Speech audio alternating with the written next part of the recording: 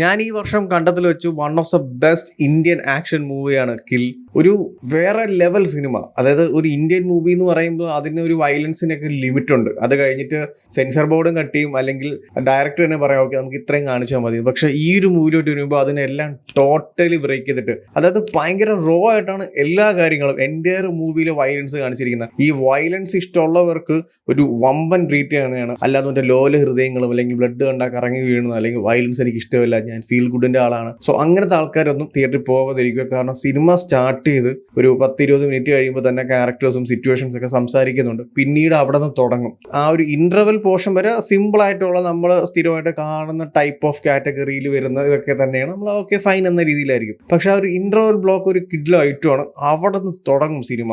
പിന്നീട് ആ എൻഡ് വരെ ഉണ്ടല്ലോ, ഈ രക്തത്തിൽ ഇങ്ങനെ കുളിച്ച്, അതായത് ബ്ലഡ് ബാത്തിന്റെ ഒക്കെ ഒരു പ്രോ മാക്സ് നമ്മൾ ഒരു ഇന്ത്യൻ മൂവിയിൽ ഒരിക്കലും നമ്മൾ പ്രതീക്ഷിക്കാത്ത രീതിയിലാണ് ഈ സിനിമ പ്രസന്റ് ചെയ്തിരിക്കുന്നത്. ആൻഡ് എടുത്തു പറയേണ്ടത് ഈ ഒരു മൂവിയുടെ എൻറ്റയർ ക്രൂവിനെയാണ്. ആ ഒരു മേക്കിംഗ് ആയാലും ക്വാളിറ്റി ആയാലും എല്ലാം ടോപ്പ് ലെവലാണ്. എസ്പെഷ്യലി എടുത്ത് പറയേണ്ടത് ഇതിന്റെ മേക്കപ്പ് ആർട്ടിസ്റ്റ്. കാരണം ആ ഒരു ബ്ലഡ് സീക്വൻസ് അല്ലെങ്കിൽ വയലൻസ് സീക്വൻസ് എന്നൊക്കെ പറയുന്നത് പക്ക പെർഫെക്റ്റ് ആയിട്ട്, അതായത് നമുക്ക് കാണുമ്പോൾ ഓക്കെ ഇത് മേക്കപ്പ് ആണ് എന്നൊരു ഫീലൊന്നുമില്ല. ആ ഒരു ബ്ലഡ് ഒക്കെ ഇങ്ങനെ തെറിച്ച് ഇങ്ങനെ ഭയങ്കര ലെവൽ ഓഫ് എക്സ്പീരിയൻസ് വരും. ആ ബ്ലഡും ആ ഒരു വയലൻസ് സീക്വൻസ് ഒക്കെ. ഡയറക്ടർ ഒരുപാട് അധികം മൂവീസ് ഒക്കെ ചെയ്തിട്ടുണ്ടെങ്കിലും അധികം ഒന്നും അങ്ങ് സക്സസ് ആയിട്ടില്ല. ഡയറക്ട് ചെയ്തിരിക്കുന്ന നിഖിൽ നാഗേഷ് ഭട്ടാണ്. ആൻഡ് എനിക്ക് തോന്നുന്നു പുള്ളിക്കാരന്റെ കരിയർ തന്നെ മാറ്റാൻ പോകുന്ന സിനിമയാണ്. മാറ്റിക്കഴിഞ്ഞു. കാരണം അമ്മാതിരി ലെവൽ പടമാണ്. ഈ സിനിമ ശരിക്കും IMDb കാണിച്ചിരിക്കുന്ന 2023, അതായത് കഴിഞ്ഞ വർഷം റിലീസ് ആയതായിട്ടാണ്. പക്ഷെ ഇപ്പോഴാണ് തിയേറ്ററിലൊക്കെ വന്നത്. അത് എന്താണെന്ന് എനിക്ക് അറിയത്തില്ല. ഈ സിനിമയുടെ സ്റ്റോറി എന്ന് പറയുന്നത് വളരെ സിമ്പിൾ ആയിട്ടുള്ള ഒരു സ്റ്റോറിയാണ്. അതായത് ഒരു ട്രെയിൻ, ആ ഒരു ട്രെയിനിൽ പോകുന്ന 2 NST കമാൻഡോസ് ആ ഒരു ട്രെയിനിൽ ഹൈജാക്ക് ചെയ്യാൻ, അല്ലെങ്കിൽ ട്രെയിനിൽ കുറെ കള്ളന്മാർ കയറി മോട്ടിക്കാനായിട്ട് ഇവരെ ഒരു സ്റ്റേഷനിൽ കയറി അടുത്ത സ്റ്റേഷനിൽ ഇറങ്ങുക. ഇത്രയേ ഉള്ളൂ അവരുടെ പോയിന്റ് ഓഫ് വ്യൂ. പക്ഷെ ഇതിന്റെ ഇടയ്ക്ക് നടക്കുന്ന കുറെ കാര്യങ്ങളാണ് സിനിമ കാണിച്ചിരിക്കുന്നത്. ആൻഡ് സ്റ്റോറി വൈസ് നിങ്ങൾക്ക് ഓക്കെ ഫൈൻ സിമ്പിൾ ആണെങ്കിലും മാൻ ഇതിന്റെ ആക്ഷൻ സീക്വൻസ് അല്ലെങ്കിൽ ആ ഒരു വയലൻസിന് വേണ്ടി മാത്രം ഈ സിനിമ നിങ്ങൾക്ക് one of the great experience ആയിരിക്കും. ഞാൻ പിന്നെ എടുത്തു പറയാം, മറ്റേ ലോല ഹൃദയങ്ങളും അല്ലെങ്കിൽ മറ്റേ കണ്ടാൽ തലകറങ്ങി വീണ ടീംസ് ഒന്നും കൊണ്ടുപോരുത്. മാൻ വയലൻസ് ഇഷ്ടമാണോ നിങ്ങൾക്ക്? ഇപ്പൊ റെയ്ഡ് എന്നൊരു മൂവി കണ്ടിട്ടുണ്ടെങ്കിൽ നിങ്ങൾക്ക് അറിയാം, നമ്മുടെ പയ്യൻ ആ ഒരു ബിൽഡിങ്ങിന് താഴെ മേളിൽ പോലെ പോകുന്ന ആ ഒരു സീക്വൻസ് ഉണ്ടല്ലോ, മറ്റേ വയലൻസ് മാട്ടി ഇടി, ആ ഒരു സംഭവം ഒരു ട്രെയിനിൽ പയ്യൻ ചെയ്യുവാണ്. ഈ ഒരു മൂവിയുടെ വയലൻസ് എങ്ങനെ ഉണ്ടെന്ന് ഞാൻ സിമ്പിളായിട്ട് പറഞ്ഞുതരാം. അതായത് ഒരാളുടെ തല അടിച്ച് പൊട്ടിച്ച് അവന്റെ തലയിനകത്തുള്ള എല്ലാം പുറത്ത് ബ്ലഡും കാര്യങ്ങളൊക്കെ വരുന്നത് വരെ കാണിക്കും. അമ്മാതിരി ഐറ്റമാണ്. എടുത്തു പറയേണ്ട ഈ ഒരു മൂവിയുടെ പ്രസന്റേഷൻ തന്നെയാണ്. കാരണം ഈ ഒരു മൂവിൽ വന്നു പോകുന്ന എല്ലാ സിറ്റുവേഷൻസും എല്ലാ ക്യാരക്ടേഴ്സും അടിപൊളിയായിട്ട് നമുക്ക് കണക്ട് ആവും. അതായത് വില്ലന്മാർക്കിട്ട് രണ്ടെണ്ണം പൊട്ടിക്കണം, ഇവനൊക്കെ മറ്റേ കഴുത്ത് ഇങ്ങനെ അറുത്ത് തല സെപ്പറേറ്റ് ആയിട്ട് എടുത്ത് വെക്കണം എന്നൊക്കെ നമുക്ക് തോന്നും. ആ രീതിയിലാണ് ആ ക്യാരക്ടേഴ്സിനെ ഒരു പ്രസന്റ് ചെയ്തിരിക്കുന്നത്. ഇപ്പം വില്ലന്മാരായാലും ഹീറോസ് ആയാലും, ഹീറോയ്ക്ക് ഒരു അടി കിട്ടുമ്പോൾ നമുക്ക് കിട്ടുന്ന പോലെ നമുക്ക് ഫീൽ ചെയ്യും. കാരണം അങ്ങനത്തെ രീതിയിൽ ക്യാരക്ടേഴ്സിനെ അവർ കണക്ട് ചെയ്യുന്നുണ്ട്. ഇതിനിടയ്ക്ക് തന്നെ കുറെ ഇമോഷണൽ ട്രാക്ക് വരുന്നുണ്ട്, റൊമാൻസ് ട്രാക്ക് വരുന്നുണ്ട്. പക്ഷെ ഇതൊക്കെ അധികമായിട്ട് മറ്റേ ഈ ഓവറായിട്ട് എടുത്തിട്ട് കുളമാക്കാതെ വളരെ മൈന്യൂട്ടായിട്ട് ഒരു 2-3 പോർഷൻസിൽ ഇങ്ങനെ ജസ്റ്റ് കൊണ്ട് അതും വളരെ നൈസായിട്ട് എവിടെ പ്ലേസ് ചെയ്യണോ, എത്ര മിനിറ്റ് പ്ലേസ് ചെയ്യണോ അതൊക്കെ പക്ക പ്ലേസ് ചെയ്തിട്ട് തന്നെ പോകുന്നുണ്ട്. നമുക്ക് ഒരിക്കലും ആ ഒരു ആക്ഷൻ മൂവിയുടെ ഇടയ്ക്ക് ഈ ട്രാക്ക് കുത്തിക്കയറ്റിയ ഒരു ഫീലൊന്നും ഉണ്ടാവില്ല. അത് നൈസായിട്ട് ആ കാണുന്ന ഓരോ ഓഡിയൻസിനും എങ്ങനെ അത് എത്തിക്കണം എന്ന രീതിയിലാണ് അത് പ്രസന്റ് ചെയ്തിരിക്കുന്നത്.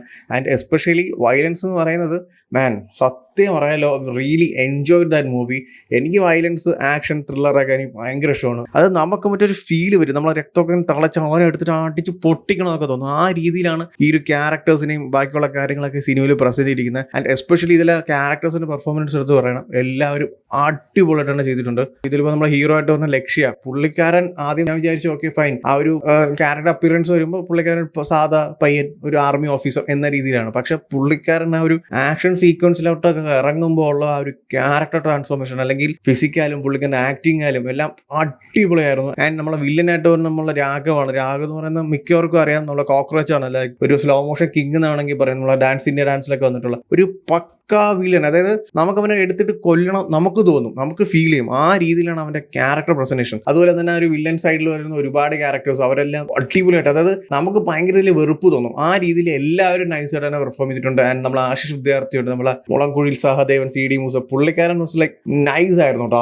അടിപൊളി ഒരു ക്യാരക്ടർ ആയിരുന്നു. അപ്പൊ അങ്ങനെ ക്യാരക്ടർ പെർഫോമൻസ് നോക്കുകയാണെങ്കിൽ എല്ലാവരും, അതായത് ഒരു ചെറിയൊരു സെഗ്മെന്റിൽ വന്നു പോകുന്ന ക്യാരക്ടേഴ്സ് ആയാൽ പോലും അടിപൊളിയായിട്ട് തന്നെ സിനിമയിൽ പ്രസന്റ് ചെയ്യുന്നുണ്ട്. ഞാൻ സിമ്പിൾ ആയിട്ട് ഒരു കാര്യം എടുത്ത് പറയാം, നിങ്ങൾ കൊടുക്കുന്ന കാശിന് of the best Indian action movie അത് നിങ്ങൾക്ക് എക്സ്പീരിയൻസ് ചെയ്യാൻ പറ്റും. വർത്താണ്. വയലൻസ് ആയാലും ആക്ഷൻ ആയാലും എല്ലാത്തിലും വൺ ഓഫ് ദ ടോപ്പ് നിൽക്കുന്ന ഒരു മൂവിയാണ്. ആ ഒരു മൂവിയുടെ ഫസ്റ്റ് ഹാഫ് എന്ന് പറയുന്നത് വളരെ സിമ്പിൾ ആയിട്ട് ആ ഒരു മൂവിയിലെ ക്യാരക്ടേഴ്സും അവരുടെ സിറ്റുവേഷൻസും അല്ലെങ്കിൽ എന്ത് രീതിയിലാണ് അല്ലെങ്കിൽ എങ്ങനത്തെ രീതിയിലാണ് ഈ സ്റ്റോറി പ്രസന്റ് ചെയ്യുന്നത് അല്ലെങ്കിൽ ക്യാരക്ടേഴ്സ് എന്താണ് ഇങ്ങനത്തെ കുറച്ച് കാര്യങ്ങളൊക്കെ പറഞ്ഞു പോകും. പിന്നീട് ആ ഒരു മൂവിയുടെ പോക്കുണ്ട് മാൻ. അവിടെ നിന്ന് തുടങ്ങുന്ന ഒരു വയലൻസ് ആണ് ആ മൂവിയുടെ എൻഡ് വരെ മാൻ. കിഡിലം എന്നൊക്കെ പറഞ്ഞാൽ വൺ ഓഫ് ദ കിഡിലം. ഹാൻഡ് ടു ഹാൻഡ് കോമ്പാക്ട്സ് ആയാലും ബ്ലഡ് ബാത്ത് ആയാലും അതായത് ഇങ്ങനെ ചോരെങ്ങനെ തെറിക്കും. അതായത് അടിച്ച് പൊട്ടിച്ച് തലയൊക്കെ പിന്നെ കീറി പറിച്ച് എല്ലാം ഇങ്ങനെ എടുക്കുക. അങ്ങനത്തെ രീതിയിലുള്ള വയലൻസ് ആണ്. ഓക്കെ, ഒരു ഹോളിവുഡ് മൂവിയിലൊക്കെ നമ്മൾ കാണുന്ന രീതിയിലുള്ള വയലൻസ് ആണ്. ഒരുപാട് സന്തോഷം സെൻസർ ബോർഡ് ഒന്നും തന്നെ അങ്ങ് സെൻസർ ചെയ്തിട്ടില്ല, കട്ട് ചെയ്തിട്ടില്ല. കാരണം അതൊക്കെ ചെയ്തിട്ടുണ്ടെങ്കിൽ ഈ ഒരു മൂവിയുടെ ഫുൾ ഫീൽ തന്നെ ഇല്ലാതാവും. അതൊന്നും ചെയ്യാതെ ഭയങ്കര റോ ആയിട്ട്, അതായത് ഇന്ത്യൻ മൂവീസിൽ വയലൻസിൽ one of the top notch എന്ന് തന്നെ പറയാം. അത്ര റോ ആയിട്ടാണ് ഈ ഒരു മൂവിയിൽ എല്ലാ സീക്വൻസും പ്രസന്റ് ചെയ്തിരിക്കുന്നത്. സോ എന്തായാലും തീർച്ചയായിട്ടും പോയി കണ്ടുപോകുക. തിയേറ്റർ തന്നെ എക്സ്പീരിയൻസ് ചെയ്യുക. അമ്മാതിരി കിടിലം പടമാണ്. വയലൻസ് ഇഷ്ടമാണോ, ആക്ഷൻ ഇഷ്ടമാണോ, കണ്ണും പൂട്ടി ടിക്കറ്റ് എടുത്തോ, one of the best experience തന്നെയായിരിക്കും. സോ എന്തായാലും കണ്ടുപോക്കുക. ഓൾറെഡി ഈ മൂവി കണ്ടവരാണെങ്കിൽ നിങ്ങളുടെ ഒപ്പീനിയൻസ് എന്താ വെച്ചാൽ കമന്റ് ചെയ്യൂ. വീഡിയോ ഇഷ്ടപ്പെട്ടാൽ ലൈക്ക് ചെയ്യൂ, ഷെയർ ചെയ്യൂ. ഇതുപോലത്തെ കൂടുതൽ വീഡിയോസിനായി ചാനൽ സബ്സ്ക്രൈബ് ചെയ്യൂ. Thank you so much.